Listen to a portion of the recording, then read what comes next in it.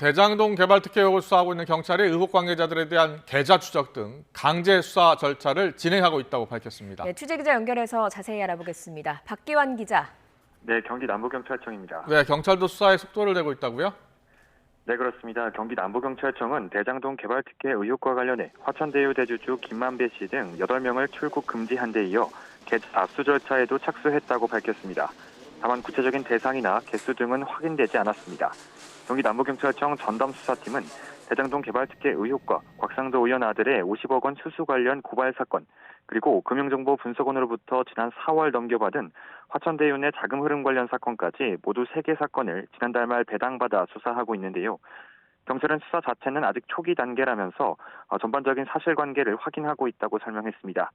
특히 금융정보 분석원으로부터 넘겨받은 화천대유 내 자금 흐름 관련 자료가 수천 장에 이를 정도로 방대하다고 덧붙였습니다. 다만 같은 사건을 수사하는 검찰이 앞서 대규모 압수수색을 벌인 데 이어 핵심 인물로 꼽히는 유동규 전 성남도시개발공사 기획본부장을 구속하는 등 수사에 속도를 내고 있는데요.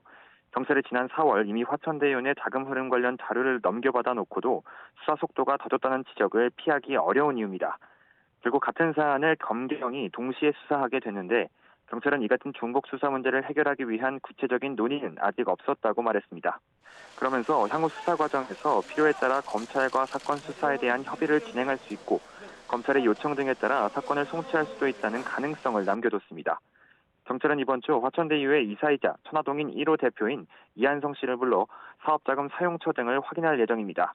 지금까지 경기 남부경찰청에서 전해드렸습니다.